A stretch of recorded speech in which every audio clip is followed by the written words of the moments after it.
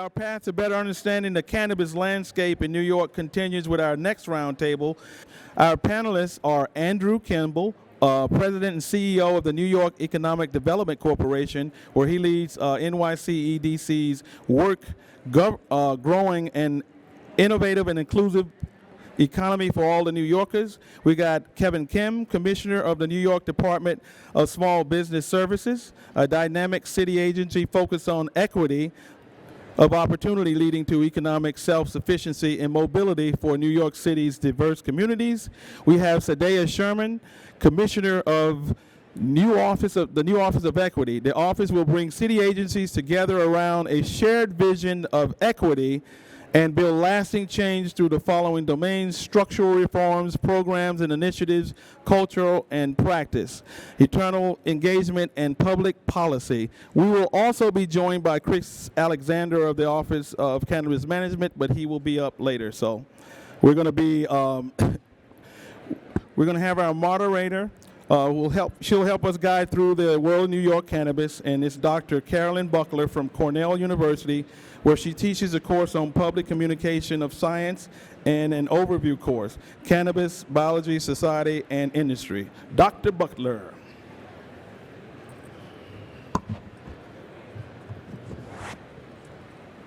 Okay, 5. Welcome everybody this afternoon. It's nice to all see you there.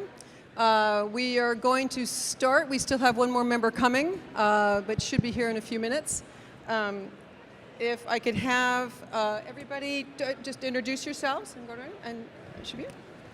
Hi, good afternoon. My name is Sideya Sherman. I'm Commissioner of the Mayor's Office of Equity.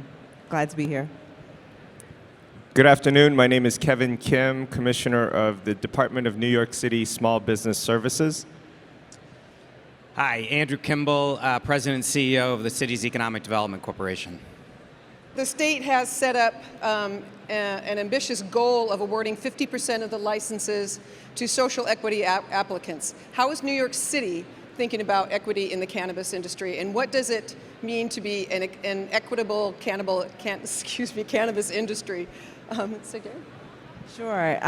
So, I think it's hard to speak about the cannabis industry without speaking about the war on drugs and the disparate impact and the harm that is caused within Black and brown communities. And so, as the city and the state roll out our efforts to build a sustainable industry in New York, it's important that those same communities that have been disproportionately impacted, that have been harmed, are prioritized, that they're centered, and that they really have an unburdened pathway to enter the industry.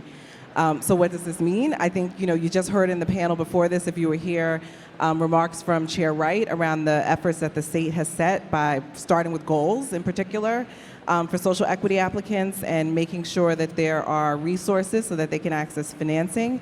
And then there are a number of efforts underway within the city, and my colleagues certainly can speak to these in more detail to ensure that businesses have support, that they have education, that they have assistance with the licensing process, that they can access capital. But it's also important that we ensure that we're monitoring our progress, right? We want to make sure that businesses from these communities are entering the market, but they also are moving and migrating towards the areas that are more profitable. We also want to make sure that we are engaging communities as we not only perform outreach to make sure that legacy entrepreneurs and impacted communities are applying, but also that they're shaping the city's policy. And so this is a really unique moment for our city. We're in the ground floor of expanding this industry in New York. And we have the benefit of learning lessons from other cities, as well as making sure that we're listening to the voices of impacted communities who've been pushing for this for decades. I would also be remiss if I didn't mention that, part of creating an equitable cannabis industry in New York City is also thinking about our public health messaging and education as, we educate New Yorkers on cannabis use. I think some of the regulations that the state recently rolled out around marketing, around advertising are really important so that we ensure that this industry doesn't replicate some of the harms of the tobacco industry with communities of color and particularly with children. Thank you very much. Kevin, from the New York Business. Sure. Thank you. I'm not going to repeat a lot of what Commissioner Sherman said because she really did hit it right on the nail on the head. New York City is committed to an equitable rollout of the cannabis industry. The mayor's priority is that. In the executive budget recently, he just allocated $4.8 million to outreach and education. And at Small Business Services, in partnership with the Mayor's Office of Equity, with the Economic Development Corporation, with MOCJ and some of the other city agencies, we are fully vested in making sure that the education and outreach reach those who were most impacted by the war on drugs. And we have a number of initiatives that will be rolled out as soon as the implementation of all the rules come to play by the state. So we are working very closely with the state as well. Their offices are going to be right nearby. We are coordinating with them on how to give technical assistance as well. Because once you're an applicant, I think you have to realize that just getting the license isn't enough. You also have to actually know how to operate a successful business. And at Small Business Services, that is one of the major focuses we have for all businesses in New York City. And the cannabis industry will be a priority of ours to help you launch, operate, and grow your particular business. So we look forward to working with you on that front. And then finally, we also are the agency that does the MWBE certification for the city. We have almost 11,000 businesses, and we know when the state comes, they'll talk more about it. But one of the social equity standards will be whether you are an MWBE firm or an MWBE individual. So we want you to understand the importance of getting involved and getting ahead of the program by starting now, so that when the licenses do become available, you're in the best position to take advantage. Yeah, I would just add to what the two commissioners have said by just observing that it's a very unique moment. Not only is an entire new industry being launched, but government's playing a huge role in it, and you have a mayor and a governor that actually are mature adults and working together on it, which is pretty extraordinary. And I would say at the city level, just to echo some of what my colleagues said, Mayor Adams has made it very clear that we need to complement and support what the state is doing and then fill in gaps, and that we have to be working very well across agencies. There's zero tolerance for people working in silos in the Adams administration. I think that's something you all should feel very good about as taxpayers. For EDC, we're really the city's economic development engine. We focus on real estate, we focus on finance programs, we focus on technical assistance. How are you? Good to see you. And what's great is this industry really fits in with what we're doing everywhere. So whether it's offshore wind or biotech or fintech or advanced manufacturing, the mayor has made it clear that not only is job growth and economic growth critical, but equity in every single industry has to underlie what we do. And so in a lot of ways, this is an easy one because the state has already made it clear that equity has to be a key part of this. So for us, and a lot of this is in coordination with SBS, but we're looking very hard in terms of our real estate. We control about 66 million square feet of space. How can we play a role in providing space for some of the SCAs? On the retail side, we're very interested in the opportunities around micro operators that might be vertically integrated, because we have space where you could sell and grow and have warehouse distribution around it. We have an RFEI out right now, request for expressions of interest, to figure out what role we can play on a financing side to complement what the state is doing. Is it a financial backstop? Is it lending on top of what they're doing? Is it lending to other sectors of the industry beyond retail? One of the interesting pieces of feedback we've gotten so far, to echo what Commissioner Kim said, is that all of the respondents have said, yes, access to capital is critical, but technical assistance is just as important, so be mindful of that. So welcome, Chris. Welcome, Chris. I did have a question for you to start out with.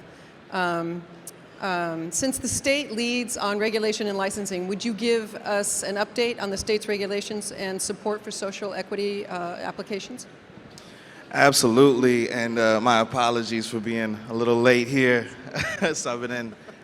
But no, I mean, we've been hard at work for the last several months developing the regulations for this industry.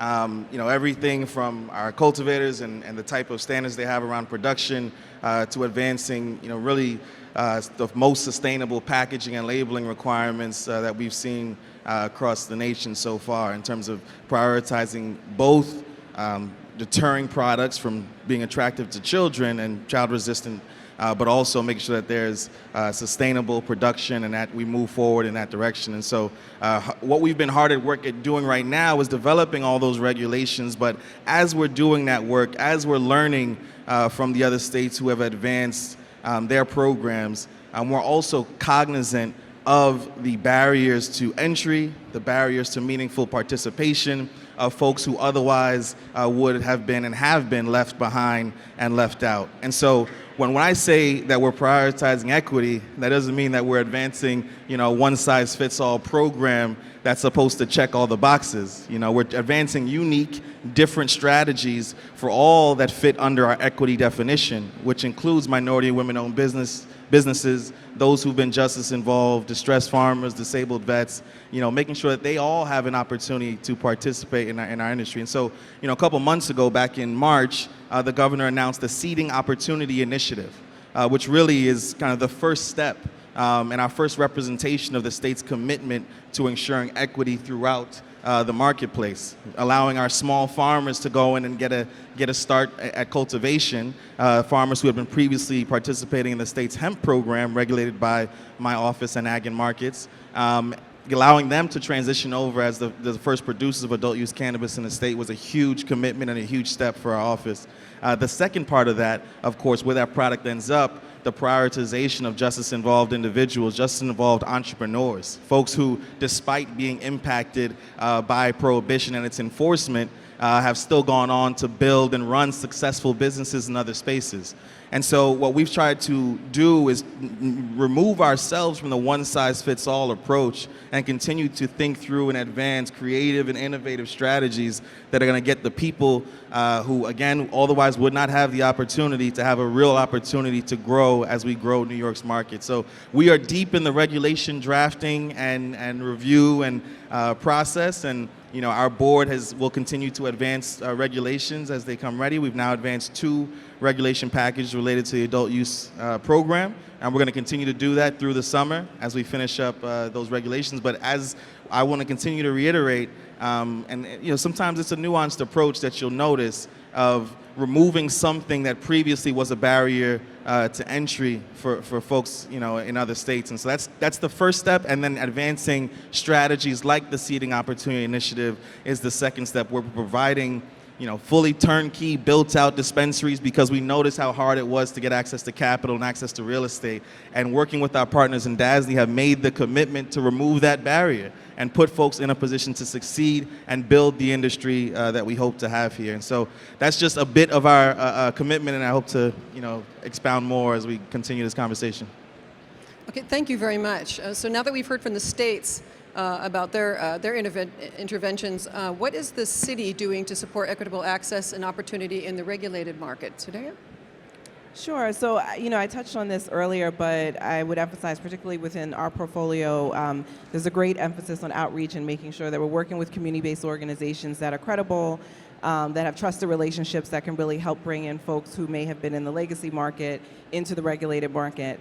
I would also really highlight that our Young Men's Initiative, which is specifically focused on communities of color, young adults, young men of color in particular, is also issuing and commissioning a landscape analysis to better understand the industry so that we can make sure that the city is lining up training and opportunities for the industry as it emerges, not only on the career side as well as the entrepreneurship side, but also ancillary businesses and the businesses and opportunities that would emerge across the supply chain. Kevin? As the other commissioners have said, one of the hallmarks of the Mayor Adams administration is really the interagency cooperation. So as we talk about outreach, as we talk about education, we've been coordinating with the Mayor's Office of Equity, with MOCJ, with EDC, and with YMI, the Young Men's Initiative. We've been talking with all of them and then really partnering up with the state, because the state has started this process and they are committed to reaching the populations that the law was designed to immediately and subsequently help the most. And so we are out there getting in touch, leveraging our community partners. SBS's history is all about looking at programs through the social equity lens. So we have an established network of community-based organizations that we work with to get the word out, to get in front of the right audiences. And so we are really excited about this opportunity, but we know that the historically underserved people that have been involved in this industry aren't necessarily the most trusting of government as well. So that's why it's super important for us to rely on a lot of our community partners. We know that community boards, for example, are also going to be a factor in the entire process here, and so we're working to educate them. I think speakers have said this before, that people are worried that if you bring marijuana or the weed market into your neighborhood, that all of a sudden crime is going to go up. So, and I think data shows that that's not true. And so that's kind of part of the education process that at SBS and the city is committed to making sure people know. And then just finally, we know we have to get this right, because if you look at California, for example, after they regulated the market, it's still about 75–80% of the market is the unregulated folks. And if you want to make this right for the regulated market, you have to figure out a way to either include and be much more inviting and inclusive of the unregulated market folks, or this isn't going to work for anyone. So we know that the state knows that, and so we are just an extension of the state in partnership to reach the right populations to make this work. Thank you, Kevin. Andrew? Sure. I would just add a little bit to what I said before, but I think we're in the sort of tool creation phase, but we can't implement the tools until the rules are fully fleshed out. So we're, again, working very closely with our state counterparts, city counterparts, to be ready for that moment. For us on the real estate side, where we have space that could potentially accommodate entrepreneurs, SEAs, we want to make sure we have a number of different options available. So it could be incubator, it could be co-op space. I think we're particularly attracted to where we can, and this depends on the rules, have vertical integration, where you're not just selling, but you're making, you're producing, you're distributing, all with an eye towards job creation, number one, and then really driving wealth creation and intergenerational wealth creation. So we want these entrepreneurs to succeed. We want some of them to, or many of them, to really succeed, because that can change society in ways that we all want. So it's critical that we see some of these rules fleshed out. The other thing I would say on the industry side that I'm really interested in, having looked at this from the private sector side of the equation before I joined EDC, was how does this integrate this new industry with other businesses in shared space? And that really goes to technology around odor, venting, stacking, and I think there's a whole industry that's going to be created there in terms of supply chain and technology serving the industry that we want to be able to be supportive of as well, in the same way we are around green tech and clean tech and offshore wind. Again, we want to capture as much of that industry in New York City and New York State as possible. Great, thank you very much. With the timeline to sales accelerating, how are the city and state working together to ensure that commitments to equity will be realized?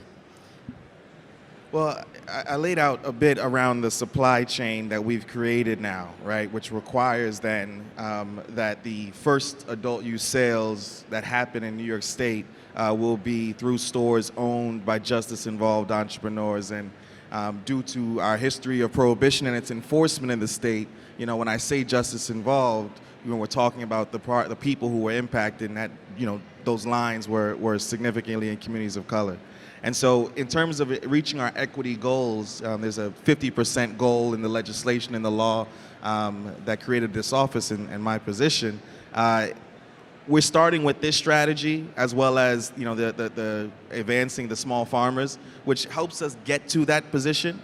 But we've now got to continue to, one, find creative solutions to lean on our state and city partners, as Commissioner Kim has said, One thing I think is super helpful is the network they have of existing small business owners who are interested in transitioning over the space. They have a wonderful program, Black Entrepreneurs NYC, that we've been trying to tap into as well and make sure that we're leveraging these community groups, these relationships to make sure that folks who are interested in the opportunity have the information that they need. But I want to go back to, one, it's going to be about education, which I've spoken to, but it's also going to be about resource allocation, right? And right now, we've invested as a state, where we've laid out the investment of a $200 million public-private fund that will support the bringing of entrepreneurs into the space, particularly on the retail side.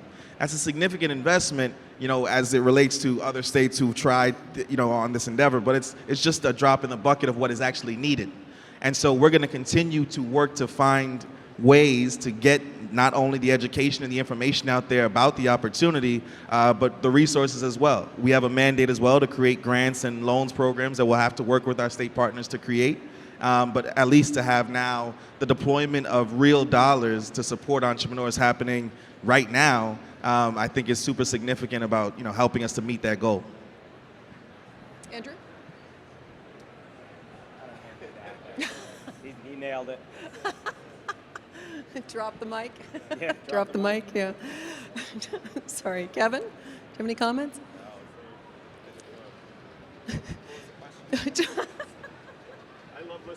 I love listening to Chris, and I learned so much from him. So, no, I think the only thing I would say with one of the focuses for the city is that we know that other agencies are implicated in this when this industry comes in full force, like zoning, for example, is something that we're looking at, right? Because that impacts where you can open a business potentially. And then just from SBS's point of view, one of the things that we do that a lot of people don't know that we do is that we are a non-regulatory agency, and we are your small business advocate.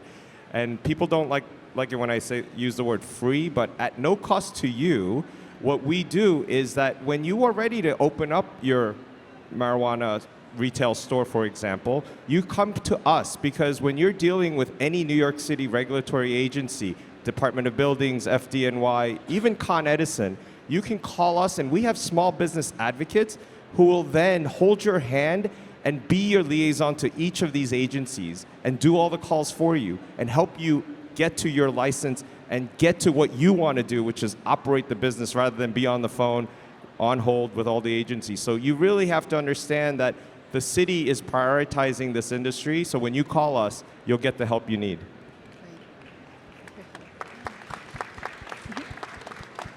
Sideya?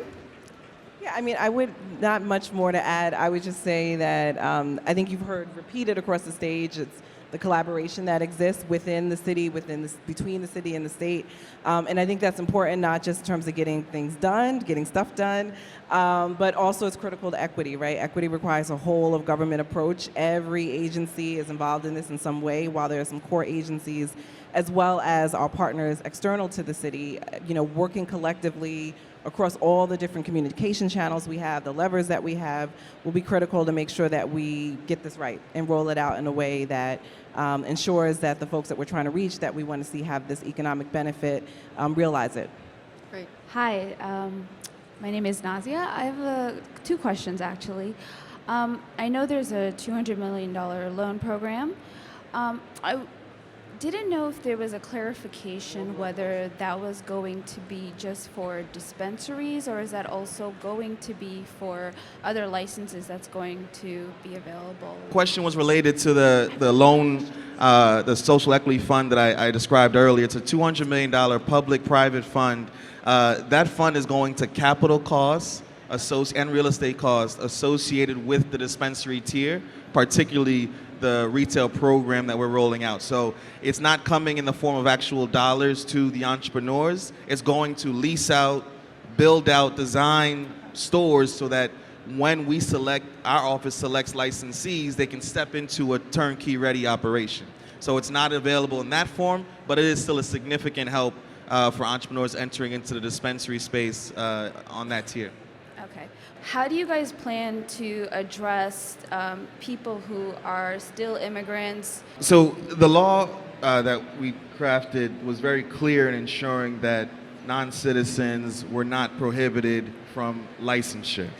However, there are definitely significant concerns that are outside of the state and locality's control, particularly related to the immigration system.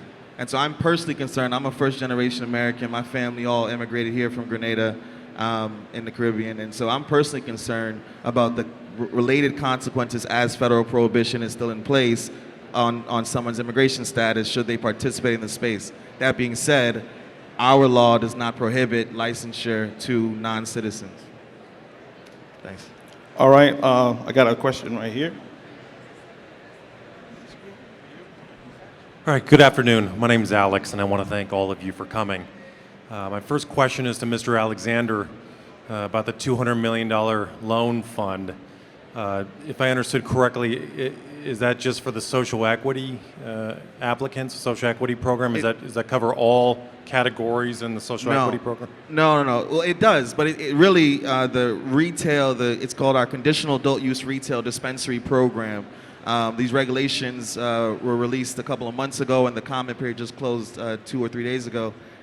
It's for individuals who identify the eligibility criteria for this program are individuals who identify or who have been justice involved, so they themselves have a marijuana conviction prior to the legalization, their parent has a conviction, or their child dependent has a conviction, or their spouse. And so it's justice involved is acknowledging that the impact of prohibition and its enforcement was on the family and not just on an individual. Okay. In addition to meeting that justice involvement, an individual must also have experience owning and operating a business, right? And so it's not, again, this all has to be, it's not a one-size-fits-all approach, and so many folks who are social equity applicants by the definition that's in the statute don't fit this program. But it's all about finding creative strategies to advance everybody forward. And so for folks interested in retail that have operated, for example, a retail business, this is a way to get them in and create, remove some of the barriers that they may experience. Okay, and just one more question for Mr. Kim. Did you mention that entrepreneurs like myself, we may have access to capital from the small business services for marijuana dispensaries? Is that a possibility? Well, we do connect small businesses to access to capital, but on the particular cannabis front, maybe I'll turn it over to President Kimball here, who can talk a little bit more about what they're working on. Yeah, we're looking at that right now, and again, not wanting to replicate what the state is doing, but complement it. And we might go beyond, with whatever financial tools we provide, go beyond just the retail operators once they have licenses. So again, particular of interest to us, I would say, given the real estate that we have, are micro enterprise that are vertically integrated, because I think we can have the growing, the processing, the retail, warehouse distribution all in one location.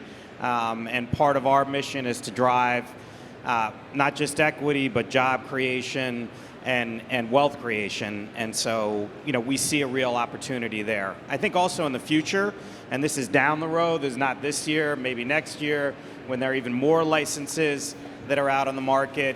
One of the things we're researching right now is there an opportunity when some of the bigger players get involved with real capital to build ground-up facilities that would have a real social impact component to them, maybe a incubator for SCAs, but where you could start to scale up significantly in New York City. It may be that the economics don't work and all that larger scale stuff needs to be upstate solely, but we want to explore every option in New York City.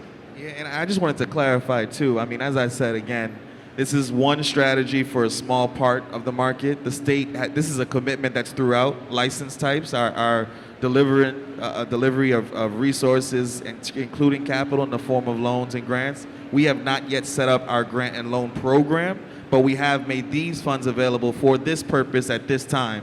And we'll, as we work and develop, more programs. Again, we're a couple months old right now as an office. So as we work and develop more programs, we'll be definitely offering some additional support to entrepreneurs in a different format. I want to thank you all very, very much for your time. Andrew and Chris and Sideya and Kevin, thank you very much for being here. We really appreciate it. Thanks for having us.